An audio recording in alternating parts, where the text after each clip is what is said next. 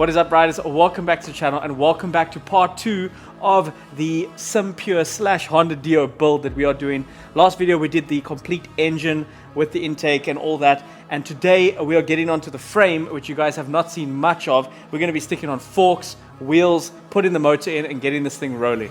So let's get into it.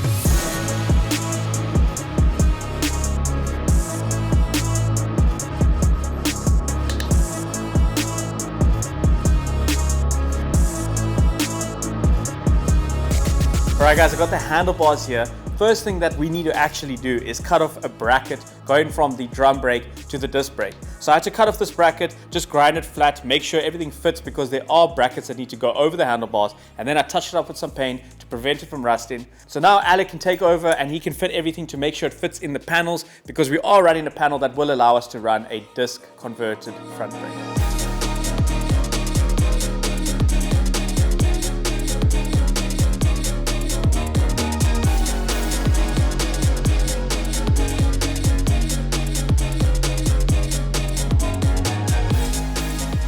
So I think it's time to fit the tires. Now we've got the old wheels here. They look pretty ugly and dated, and we are gonna swap them out for some awesome mag wheels. They are so much lighter and a lot cooler looking. The only problem is we are gonna reuse these tires. Now they look pretty old and ugly, but they're pretty new. They've got all the molding. We're gonna reuse this and we'll polish up the wheels with some tire shine, give you guys the illusion of new tires. So let's pop these off and put them on here.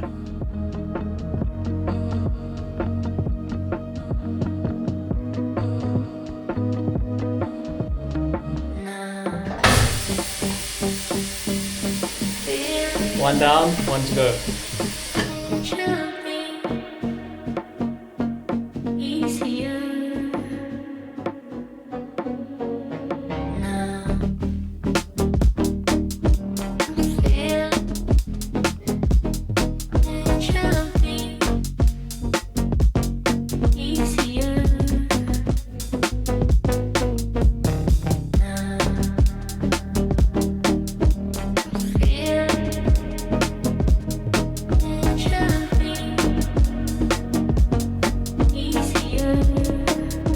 Alright guys, we've got the tires mounted to the rims.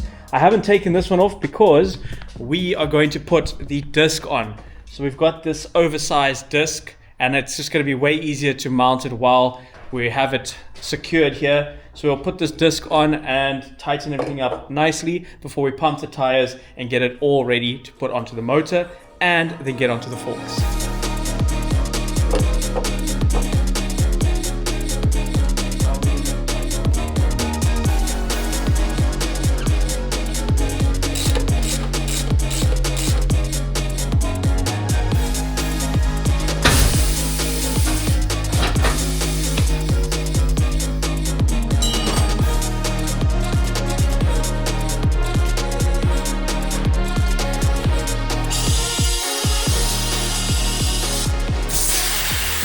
Now that the wheels are sorted and the tires are mounted, checking out the forks, I think we're gonna mount these. These are like solid billet aluminium. I have no idea what brand they are, but they look pretty clean and pretty sick. We also have an axle bolt, which is plated, maybe anodized. I think it is anodized. No, this is steel, so it's plated. It is a little bit longer, but we're gonna put it in anyway. And then we've got our Brembo, close enough. We've got a caliper here with the bracket to allow us to run the wider disc. So we're going to stick that all in, get this thing one step closer to rolling, and then we can put the motor in. So I'm super excited. Let's get into it. I think let's hang this over the bench so that we don't have to prop it up or anything. All right, first one going in.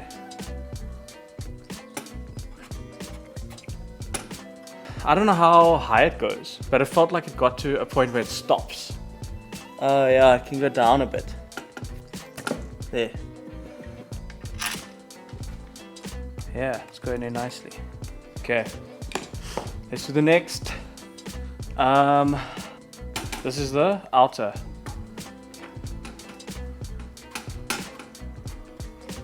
Add. These forks are so close together. It's crazy. Okay, wheel time. Luckily the back's quite heavy, so I don't think it's gonna... No, it won't pull it. Yeah, alright. Okay. Got our speedo drive. And we've got our collar. Let's check out our speedo drive. And there's a gap for it. And then our collar. Just like that. Oh.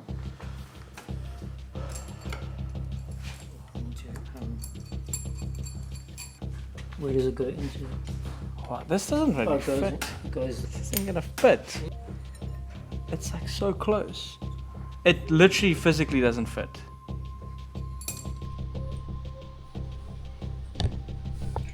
Hello.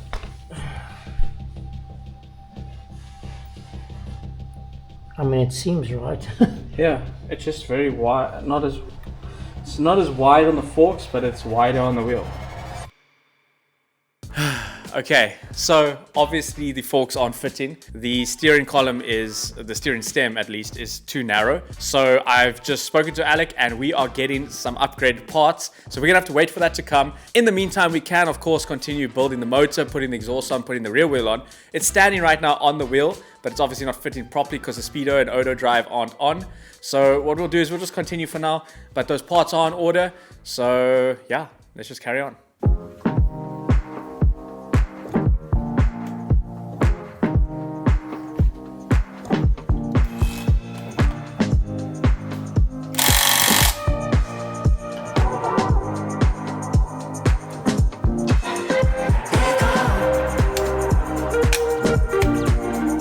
So we've gotten the magneto fitted, the fan on, and the shoes on because I'm super excited to fit the exhaust. But I think we're not going to be able to fit the rear wheel if the exhaust is on. So I think this is the perfect time to put the rear wheel on so I can put the exhaust on. We can have a look at this awesome thing before we move on to the intake. Yeah, let's try and stick this wheel in.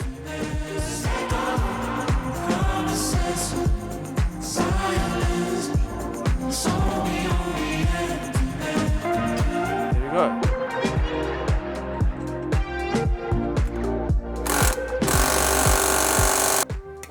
V8 pipe. We haven't had much success with this with the BWS 100, but they're not meant for that.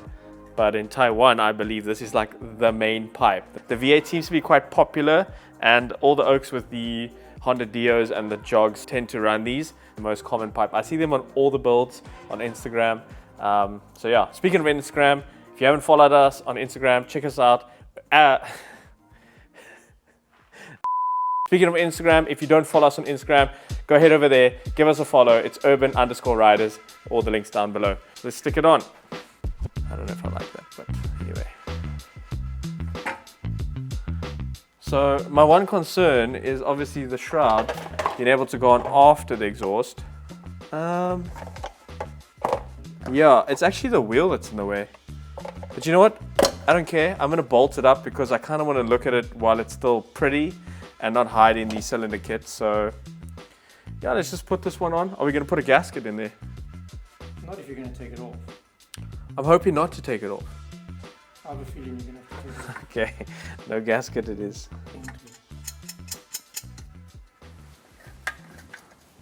Loosely tighten it. Loosely tighten it. Yes. That's an oxymoron. Check it out. Ooh.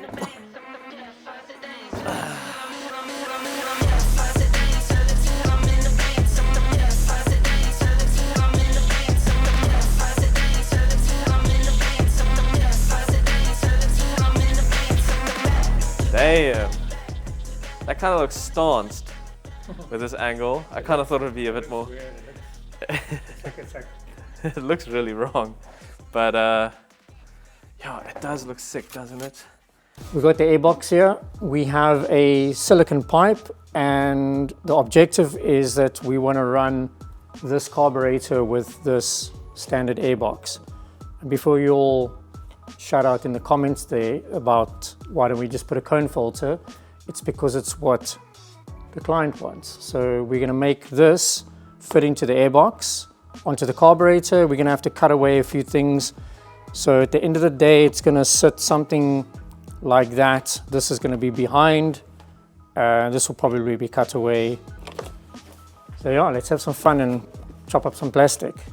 Okay, so from what I can see, this gets bolted onto there, but obviously the carb is much bigger now.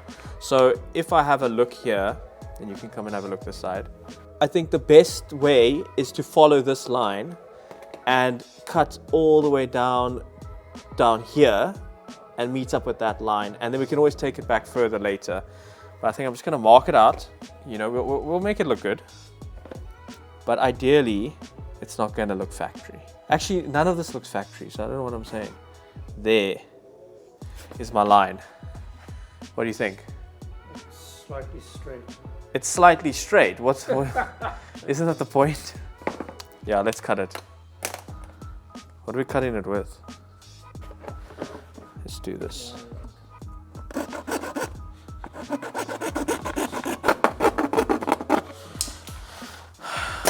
I'd say that looks pretty factory. Well, let's just check if it fits. My whole goal is to make this touch there. I think we need to come more straight down. So let's... Actually, on the holes. I'm in... You're nowhere near the hole at the top here. Yeah, I'm there now. Okay. Parallel. It's not exactly where I did it, but it's straight. Do you know what we can do? You can always space it outwards. That's what I was saying. So I think we need to actually pull the airbox out a bit, because this one's already got a gap, but it's tight there. We'll just put collars. Put a collar there, collar there. We also got to put this into there, and you can obviously see the diameter difference. So we're gonna have to cut this a little bit wider as well. So a lot of work on this airbox, and then we're gonna have to obviously shim it out. And I was thinking, do you know how jank we could do it and use roller weights as spacers? We could stick a roller weight in there and the bolt through it and be proper jank. But I don't think we should do that. Why not? Because it's not our bike. If it was our bike, I'd stick a roller weight in. No, I think we're gonna have to get some sort of hollow tube. I think we have some. And I think it's also, you said it's probably gonna be thicker than a roller weight. Honestly, one roller weight would work there. But oh, that would be so bad. Okay, well, let's get to cutting this out. We're probably gonna just Dremel it out a little bit bigger so we can fit this into there.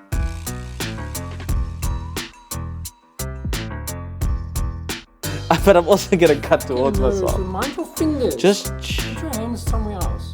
which hand? This one. Fucking yes, far away from Okay. the It's fine. Look, I think this should fit now. Let's stick it in here and check it's going through. And I think we're probably gonna have to glue it. We don't want any air leaks, but I mean, maybe we do need it because like you need more air. Check that out. Check. That's holding for support. And on the inside, it's actually not too bad. So we can actually pull this in or out and obviously twist it so that we can get it to the carb. Not too shabby. It's going to move quite a lot. It's got to move. So I think we're going to have to cut quite a bit off. I think it's going to go this way. Yeah, that's what I mean, yeah. Yeah, no, we're going to have to cut some off on this side and this side. Yeah. But you got the idea. Because we actually have to go to there. This is going to be like tiny. Yeah, it's going to be like minimal on each side. Yeah, but we're getting there. Don't trim off a lot, just trim off like... Yeah, we'll do a little bit at a time. Unless we're sure. We're never sure. Okay, cool. We're on the right track. Let's leave this for now. And let's head onto the frame. I'm excited to actually start fitting things to the frame. Got a brand new loom on that frame. We've got to fit everything back to it and the handlebars that you saw Alec already pre-assemble. So let's get that thing rolling so that we can get this thing in, and then we can start mocking up things properly and getting this thing looking like a proper rolling chassis and a proper scooter, and maybe even hear it run. I doubt we're going to hear it in this video, but yeah, let's head onto the frame. All right, so we're at the frame. And I mean, not much has changed. We've obviously stuck the front end on. But one thing that we didn't do, but Alec did do, is he put on a brand new wiring loom So this is the loom that we are running. It's completely new. We've also got a brand new battery just sitting in here, disconnected of course. But come check here. This is obviously the problem why we can't really carry on with the front end, because this wheel is not centered, it's not fitting. The disc is running insanely close to the fork and it's just not fitting right. So we are waiting for those parts from Alex, so we'll get onto that. But what I do want to do is I do actually want to just stick in the motor and consider it rolling. I know it's not really going to roll. It's a bit stiff. This wheel does turn, so I'm going to actually say it does roll. But that's the point. I want to get this thing rolling, put the engine in. We are actually waiting for one bushing, but I want to mount the engine, make sure it's all right. And I'll even put on the bars. But these are all obviously going to have to come off when we change the stem. So yeah, let's grab the motor and stick it in. Okay. Oh. All right. Okay, well, motor's going in. We still got to do the airbox, but I'm going to do that later. I know, we just want to we don't want to cut things too quickly. But I've got the axle bolt here, and I just want to put the motor in and get it ticked, tick that box. So here's the axle. It's a pretty interesting design that the center stand is not on the motor like I would normally see it.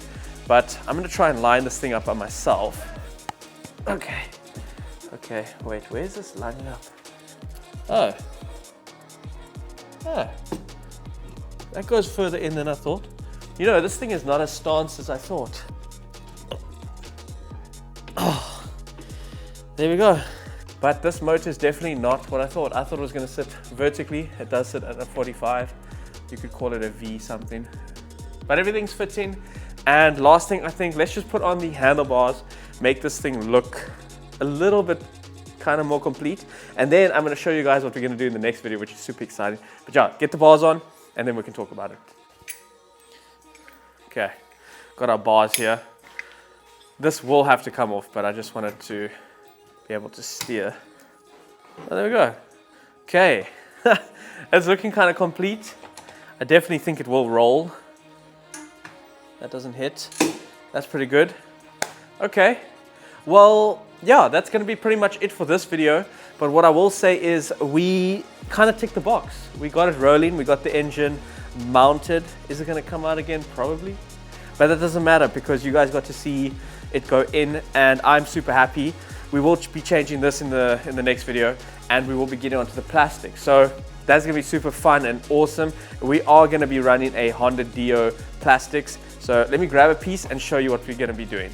We are going to be doing some brand new plastics and this is the color scheme we're going with. It is the Dio SR special edition kind of colors from the 80s. I love this design. So we are absolutely changing this thing from a Sim Pure into a Honda Dio. It's going to be super fun. I know a lot of you guys are saying you don't know what you're talking about. You're right, I don't know this bike, but I know that it's a Sim Pure. The seat says Sim Pure, the engine model says Sim Pure, but we are going to be putting on all the Honda Dio parts. So we're going to be fooling a whole bunch of you guys. And yeah, super excited. So if you do want to see us fit these plastics and continue with this build, remember to like and subscribe. Follow us on Instagram, follow us on TikTok. All the links are down below. Thank you so much for watching and we'll check you in the next one.